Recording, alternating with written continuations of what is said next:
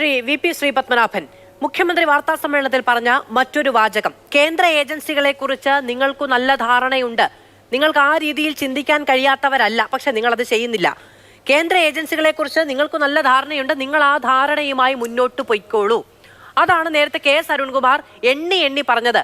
5ഓളം കേന്ദ്ര ഏജൻസികൾ ഇവിടെ വന്ന് മുട്ടുമടക്കി പോയില്ലേ അന്വേഷണം നടത്തിയിട്ട് എന്നുള്ളതാണ് അദ്ദേഹം ചോദിച്ച ചോദ്യം. ഇതിപ്പോ SFIയുടെ അന്വേഷണം നടത്തുന്നു, SFI അന്വേഷണവുമായി ബന്ധപ്പെട്ട റിപ്പോർട്ട് കോടതിയിൽ സമർപ്പിക്കുന്നു, അതുമായി ബന്ധപ്പെട്ട പ്രോസിക്യൂഷൻ നടപടികൾ തുടങ്ങിക്കഴിഞ്ഞു. കോടതിയിൽ നടക്കുന്ന കാര്യം കോടതിയിൽ പറഞ്ഞാൽ മതി എന്നാണ് മുഖ്യമന്ത്രി പറഞ്ഞത്. കോടതിയിൽ നടക്കുന്ന കാര്യങ്ങൾ മാത്രമല്ല മുഖ്യമന്ത്രി ഇതിനു മുൻപ് വാർത്താ സമ്മേളനങ്ങളിൽ പറഞ്ഞിട്ടുള്ളത്. അദ്ദേഹം VS അച്യുതാനന്ദൻ സംസാരിക്കാതിരുന്നത്, ലാവ്ലിൻ കേസുമായി ബന്ധപ്പെട്ട പരാമർശം VS അച്യുതാനന്ദനിലേക്ക് ഒരു ചോദ്യവുമായി ബന്ധപ്പെട്ട് ചെന്നപ്പോൾ അദ്ദേഹം സംസാരിക്കാതിരുന്നത് എന്നെ സംശയത്തിന്റെ മുനയിൽ നിർത്തി എന്ന് അദ്ദേഹം വിമർശനം ഉന്നയിച്ചിട്ടുണ്ട്. നേരത്തെ ശ്രീ ജിൻഡോ ജോൺ പറഞ്ഞതുപോലെ ബാർക്കോട കേസുമായി ബന്ധപ്പെട്ട് അദ്ദേഹം പരാമർശങ്ങൾ നടത്തിയിട്ടുണ്ട്. കൊടകര കുഴൽപ്പണ കേസുമായി ബന്ധപ്പെട്ട് അദ്ദേഹം പരാമർശങ്ങൾ നടത്തിയിട്ടുണ്ട്. അങ്ങനെ കോടതിയുടെ പരിധിയിലുള്ള കാര്യങ്ങൾ രാഷ്ട്രീയ എതിരാളികൾക്ക് നേരെയാണെങ്കിൽ മുഖ്യമന്ത്രി അതുമായി ബന്ധപ്പെട്ട് പ്രതികരണം നടത്തിയിട്ടുണ്ട്. ആ വാർത്താ സമ്മേളനങ്ങൾ നമ്മൾ കേട്ടിട്ടുണ്ട്. അപ്പോൾ എങ്ങനെയാണ് അദ്ദേഹത്തിനെതിരെ എന്ന് അദ്ദേഹം തന്നെ പറയുന്ന, ഞാനത് ആവർത്തിച്ച് ഈ ചർച്ചയിൽ പറയുന്നത്, അദ്ദേഹത്തിനെതിരെ എന്ന് അദ്ദേഹം പറയുന്ന ഒരു കാര്യത്തിൽ അദ്ദേഹത്തിന് പ്രതികരണം നടത്താതിരിക്കാൻ കഴിയുന്നത് കോടതിയുടെ മുന്നിലുള്ളതായതുകൊണ്ട്? അല്ല, അത് എൻ്റെ കാര്യം വരുമ്പോൾ എൻ്റെ സ്വഭാവം എങ്ങനെയാണോ എന്നുള്ളതാണ് പ്രശ്നം.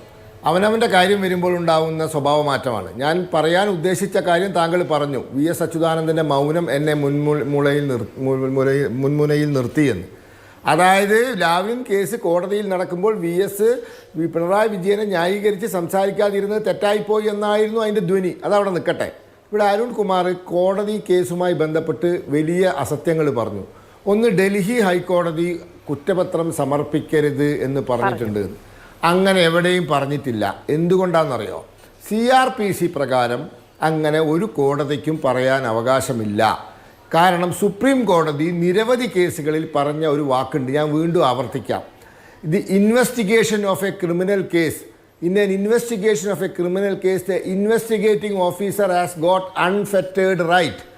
ഒരു ക്രിമിനൽ കേസിൽ അന്വേഷണ ഉദ്യോഗസ്ഥന് അനിയന്ത്രിതമായ അവകാശങ്ങളുണ്ട്. അയാളെ അതിൽ ഇടപെടാൻ സുപ്രീം കോടതിക്ക് പോലും അധികാരമില്ല. Even the supreme court has not got any power to interfere in that. നിങ്ങൾ ഇങ്ങനെ അന്വേഷിക്കണം, ആ സാക്ഷിയെ ചോദ്യം ചെയ്യണം, ഈ തെളിവ് പരിശോധിക്കണം, അത് നോക്കണം, ഇത് നോക്കണമെന്ന് അന്വേഷണ മധ്യേ, അതാണ് ആ വാക്കാണ് പ്രത്യേകം, അന്വേഷണ മധ്യേ പറയാൻ സുപ്രീം കോടതിക്ക് പോലും അവകാശമില്ല. എന്ന് കുറ്റപത്രം സമർപ്പിക്കണം, എത്ര സാക്ഷികളെ ചോദ്യം ചെയ്യണം, കുറ്റപത്രത്തിൽ എന്തൊക്കെ ഉൾപ്പെടുത്തണം, പെടുത്താതിരിക്കണം, ഇതൊക്കെ അന്വേഷണ ഉദ്യോഗസ്ഥന്റെ മാത്രം അധികാരമാണ്. അതിൽ ഞങ്ങൾക്ക് മനസ്സിലാക്കുന്നത് ഇതിന്റെ അന്തിമ വിധി വരുന്നത് വരെ കുറ്റപത്രം സമർപ്പിക്കില്ല എന്ന് SFI വാക്കാൽ പറഞ്ഞിരുന്നു എന്നുണ്ടോ? SFI ഞാൻ മനസ്സിലാക്കിയിടത്തോളം പറഞ്ഞത് അറസ്റ്റ് ചെയ്യില്ല എന്നൊരു ഉറപ്പ് വാക്കാൽ കൊടുത്തു എന്ന് കേൾക്കുന്നു. കുറ്റപത്രത്തിൻ്റെ കാര്യത്തിൽ SFIക്ക് പോലും അധികാരമില്ല പറയാൻ. കാരണം എന്താ, അന്വേഷണം കഴിഞ്ഞാൽ പിന്നെ ഇത് വെച്ചോണ്ടിരിക്കാൻ പറ്റില്ല, കൊടുക്കണം.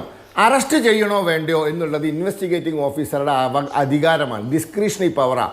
കാരണം ഇന്ത്യ വിട്ടു പോകാൻ ഒരു സാധ്യതയില്ല, എപ്പോൾ വിളിച്ചാലും വരും, അന്വേഷണവുമായി സഹകരിക്കുന്നു. അയാളെ അറസ്റ്റ് ചെയ്യണം നിർബന്ധമൊന്നുമില്ല, പക്ഷേ ഇന്ത്യ വിട്ടു പോകാൻ സാധ്യതയുണ്ട്, വിളിച്ചാൽ വരില്ല, സഹകരിക്കുന്നില്ല. ഇങ്ങനത്തെ ആളുകളെ വേണ്ടെങ്കിൽ അറസ്റ്റ് ചെയ്യണ്ട, അതൊക്കെ അല്ല അറസ്റ്റ് ചെയ്യാം.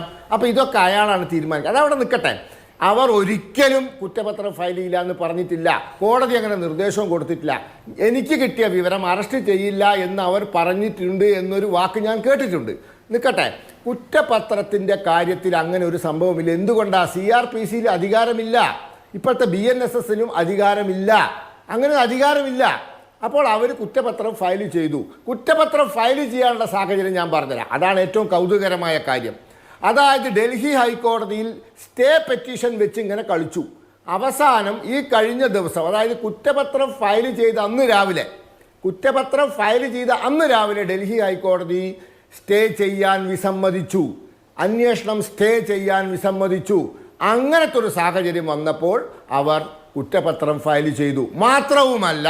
മാത്രവുമല്ല അവസാനത്തെ ഹിയറിംഗ് ദിവസം 9-ാം തീയതി ഏപ്രിൽ 9-ന് ഡൽഹി ഹൈക്കോടതിയിലെ ജഡ്ജി ഒരു കാര്യം പറഞ്ഞു.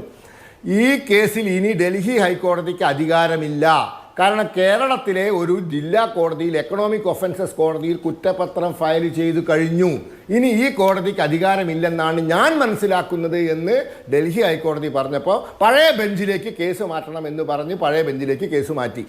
ഏതായാലും കുറ്റപത്രം കേരളത്തിലെ എക്കണോമിക് ഒഫൻസസ് കോടതി അംഗീകരിച്ചു കഴിഞ്ഞു. ആ കോടതി മടക്കിയിട്ടില്ല, അംഗീകരിച്ചു. ഇനി സമൻസ് അയക്കും പ്രതികൾക്ക്. അപ്പോൾ അവിടെ സ്റ്റേ ചെയ്യാനും മറ്റു കാര്യങ്ങൾക്കും സമീപിക്കേണ്ടത് കേരള ഹൈക്കോടതിയോ അല്ലെങ്കിൽ സുപ്രീം കോടതിയോ ആണ്. അല്ലാണ്ട് ഇനി ഡൽഹി ഹൈക്കോടതിയിൽ വെച്ചുകൊണ്ടിരുന്നിട്ട് കാര്യമില്ല. കാരണം ഇവിടെ കുറ്റപത്രം has been accepted, charge sheet accept ചെയ്തു കഴിഞ്ഞു. പിന്നെ ഇവിടെ ഒരു കാര്യം പറഞ്ഞു, സെറ്റിൽമെൻറ്റ് ബോർഡാണ്. സെറ്റിൽമെൻറ്റ് അല്ല. സെറ്റിൽമെൻറ്റ് ബോർഡ് കണ്ടെത്തിയതിന് മുമ്പ് തന്നെ കമ്പനി ഡിപ്പാർട്ട്മെൻറ്റ് ഉദ്യോഗസ്ഥന്മാർ ഗുരുതരമായ വീഴ്ചകൾ കണ്ടെത്തിയിട്ടുണ്ട്. അതുമായി ബന്ധപ്പെട്ട് ചില കാര്യങ്ങൾ നടന്നിട്ടുണ്ട്. അത് എല്ലാവർക്കും അറിയാം. അഡ്രസ്സിലേക്ക് കത്തയച്ചതും ആ കത്തിന് മറുപടി കിട്ടാത്തതും ഒക്കെ ആയി ബന്ധപ്പെട്ട് നമ്മൾ എത്രയോ തവണ ചർച്ച ചെയ്തതാണ്. അതിൻ്റെ തുടർച്ചയായി നടത്തിയ ചില അന്വേഷണങ്ങളിൽ ചില ഗുരുതരമായ വീഴ്ചകൾ കണ്ടെത്തിയിട്ടുണ്ട്. ആ കണ്ടെത്തിയതിൻ്റെ അടിസ്ഥാനത്തിൽ ചില ഫയലുകൾ ഉണ്ടായിട്ടുണ്ട്, ചില നടപടി ഉണ്ടായിട്ടുണ്ട്.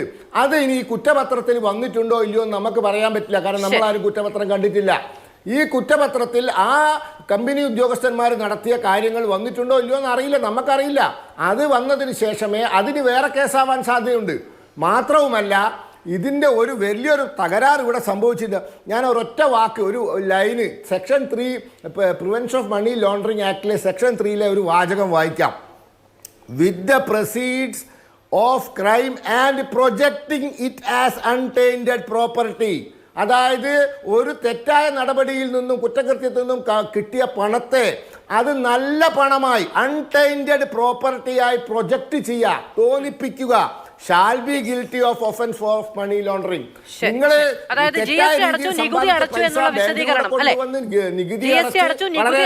വിശദീകരണം ഈ രണ്ട് കമ്പനികൾക്ക് പരാതിയില്ല എന്നൊരു കാര്യം പറഞ്ഞ് നിർത്താൻ കഴിയില്ല. അതിനെയാണ് വെളുപ്പിക്കൽ എന്ന് പറയുന്നത് എന്ന്